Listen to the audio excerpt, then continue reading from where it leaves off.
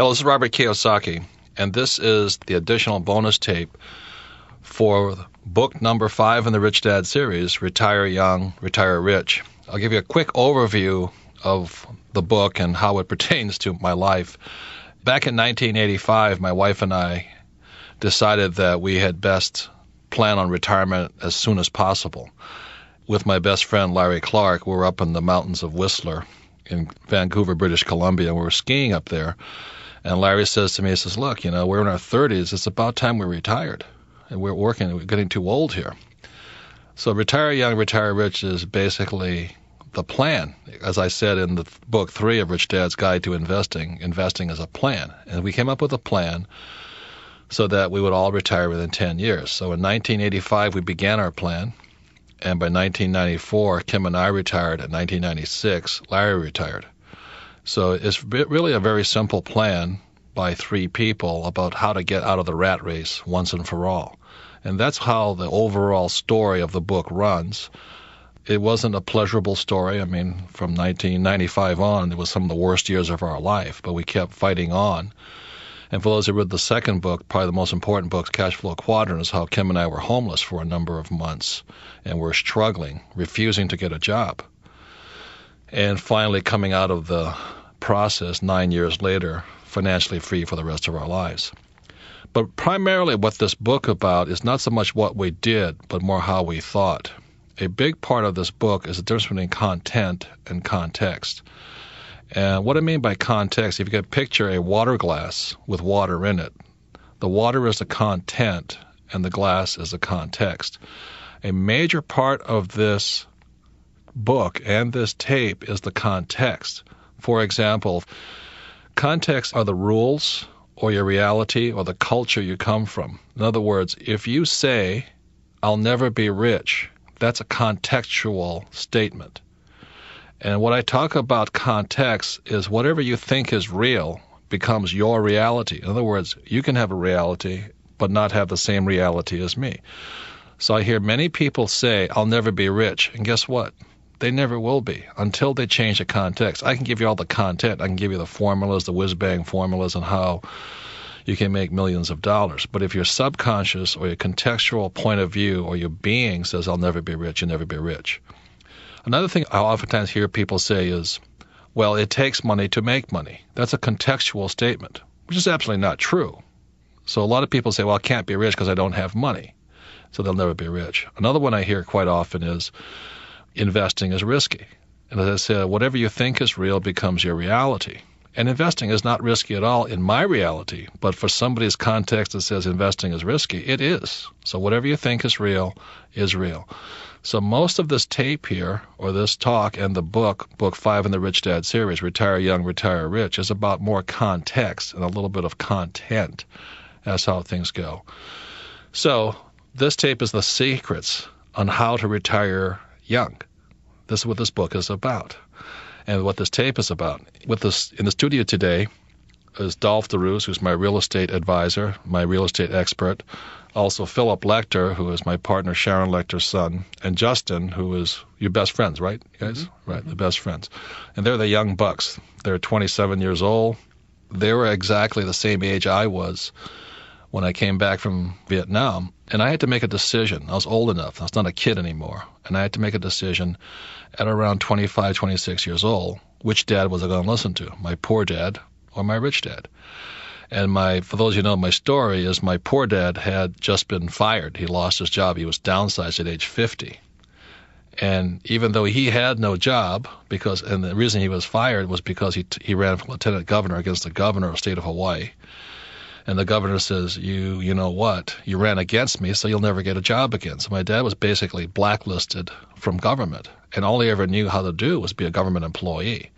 But even though my dad had no job, he was 50 years old, I come back from Vietnam, as Johnny comes marching home again, and my dad says, go back to school, get a job, get a higher degree, buy a house, play it safe. And I said, but Dad, that's what you did. You have a PhD. You don't have a job. All you have is a house, and you can't even pay for it. No. Get a job. Job security is everything. So what I was listening to was his context. And then I went over to my rich dad, and my rich dad said, well, If you want to follow in his footsteps, you do what he does. But I wouldn't follow in your dad's footsteps. My rich dad also says something else that's very interesting. He says, the benefit for my rich dad was this, that he lost his dad when he was 13. So he said, at the age of 13, I had to face the real world.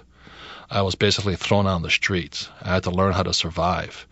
He says, unfortunately, your dad is 50 years old when he's being thrown out on the streets. And he doesn't have the skills to survive. He says the trouble with school, it doesn't give you the skills to survive on the streets in the real world. So you're always looking for job security, or I'm a doctor, I'm a lawyer. You're looking for this protection from the harshness of the real world.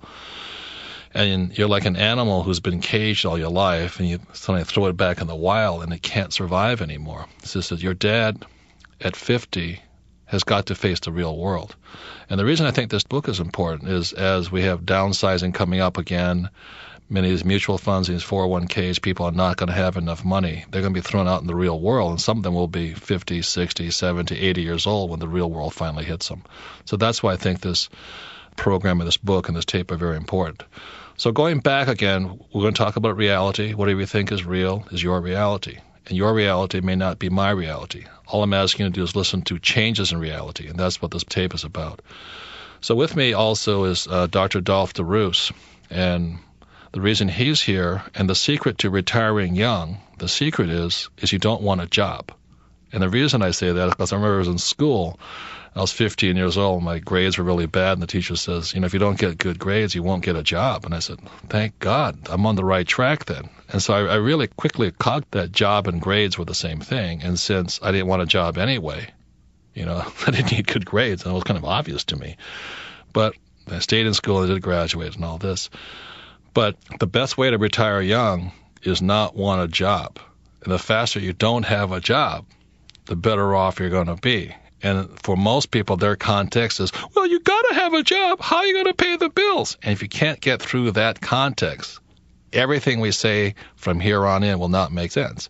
So in other words, if your reality says you must have a job, guess what? You're going to find a job.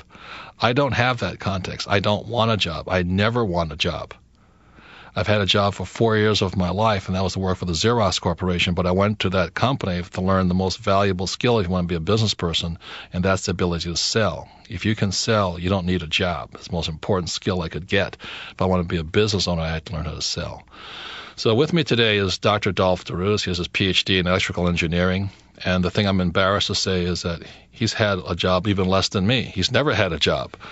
And so one of the ways to retire young, retire rich is never want a job. If your context is keep screaming loudly at you, but you got to have a job, you got to have a job, tell it to just be quiet for a little while and listen. So Dolph, can you tell us how it is that you have never had a job? Sure. I find it very interesting. You said that at the age of 13 or 14, they said your grades are so bad you'll not be able to get a job. And you said, great, I don't want one. When I was 14, I didn't have that context. For me, I thought I needed a job because my parents taught me if you want to do well in life, you have to study hard and get a degree. Because with a degree, you can get a job, and with a job, you can build a career, and then you'll have financial security. So I went right through school thinking, well, I'm going to end up with a job because that's the way to financial success.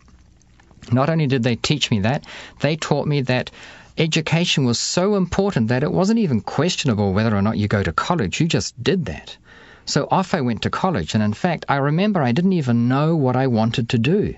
The sight of blood turned me off, so that was medicine out. I didn't want to look into people's mouths all day. I went through a list of professions that were likely candidates for me, and I eliminated all but one. So that in the end, I went to university to study electrical engineering. That was the only thing that I kind of figured had some interest for me. And what horrified me in my first year is that the engineers that had made it, so to speak, were not uniformly wealthy. They tended to wear horrible old clothes, they drove shabby cars, and they lived in horrible homes. And I thought to myself, there's something wrong here. If what my parents said is true, that in order to have financial success you need a job, well, these people are living proof that that might be wrong. So I decided to make a study of the rich. And this study took more than 9 months. I thought to myself, if I can find out the 30 or 40 things that the rich all have in common, and if I then emulate those things, then my chances of becoming rich would be very high. what horrified me is that there weren't many things that the rich had in common. It wasn't age or gender or whether you were born into a rich family or whether you had an education or not. In fact, there were only two things. Very briefly, one of them is that almost without exception, the rich had integrity. And that's a whole topic that we can spend an hour on. But the second thing that the rich had in common, almost without exception, is that they either made or held their wealth in real estate. And that's why at the very tender age of 17, I decided to get into real estate. I thought, well, if that's what the rich have in common, that's what I'll do. Now, I hadn't abandoned the idea of education at that stage. I carried on studying. In fact, I studied a long time. I was at university for 8 years. And I ended up getting a PhD in electrical engineering. It's about as far as you can go in the tertiary system. But a very interesting thing had happened. While I was going through university, I kept on investing more and more in real estate. I decided that I quite liked it. I decided it was easy. And when I finally finished and had my little piece of paper to say that I was qualified... A PhD, right? A PhD. I was offered many jobs, but one in particular that I remember was a job at $32,000 a year. And I thought that was pretty good. That was a pretty handsome salary. And I knew that if I accepted that job, my parents would be so overjoyed because, remember, their whole fantasy was that I would get this degree and then get a job. But unfortunately for my prospective employer, the week before I had just completed a real estate deal that netted me $35,000. And I distinctly remember thinking to myself, why would anyone in their right mind work for 40 hours a week for 50 weeks of the year, turning up every morning at 8 o'clock saying, hello, boss, here I am, and what do you want me to do today? For $32,000 lousy a year, when in 1 week you can make $35,000 and take the rest of the year off.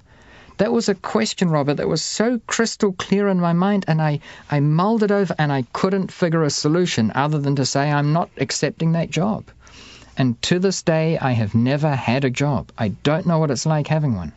So you don't even know what a job is in many ways. You know it in conceptual terms, but you don't know in actual terms. Intellectually and philosophically, I know what a job is. But people do often come up to me and say, hey, what's it like never having had a job? And all I can do is shrug my shoulders. I don't know. I sometimes say to them, what's it like never having traveled to Pluto? Because it makes as much sense to me as that question would to most other people. Now, I know that I do not want a job, apart from the fact that it doesn't pay nearly as well as what you can earn when you do things off your own bat. Most of the people I know that have jobs, apart from being vulnerable because they might lose them... Because job security is questionable, right? Right. I don't have that issue. But apart from that... they often complain about their jobs. They say silly things like, you wouldn't believe what my boss got me to do last week. They tried to get me to do such and such, and they tried to do the same last month, and I can't stand it when he does that, and why does he do that? I'm going to... And I say, hey, if it's so bad, why don't you quit?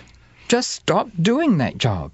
But and they can't. You can't. I have to pay the bills. Because in their context, their reality is you got to have a job. Right. And I have bills to pay. And as long as you have that reality, you don't ever get ahead, or you stay in a job. Right. So I've never had that reality, and that's why I say it's ironic, because when I was 13, 14, 15, I was in that same mindset as the majority of people, thinking you go to school, you study, you get a job. But something happened to me because I got onto this real estate thing where it sounds evangelical, but I saw the light. I suddenly saw that you could do far better than you can with a job by not having a job. In fact, a job is an inhibitor to doing really well because it doesn't just soak up 8 hours of your day. If you consider we have 24 hours a day, you sleep for 8, you've got to clean your teeth, you've got to eat, you've got to do grocery shopping, the number of hours you have to do creative stuff is very limited. And that 8 hours at your work just kills it. So in your context, you don't want a job, you don't need a job, and you're better off without a job. Completely. Right. So you don't understand most people when they say, but you got to have a job. No, can't understand it. Right. Can't empathize with it. If I paid you $1 million a year to come work for me, what would you say? I'm not interested. For a start, I'd say, you only think I'm worth $1 million? but you don't have to do anything. You can come sit in an office for 8 hours a day, 5 days a week. I'll pay you $1 million. No way. That would be boring for a start. And secondly, you're limiting me to $1 million. Right. I'd know on the 1st of January that by the 31st of December, I will have made $1 million. Right. So do you understand how strong his content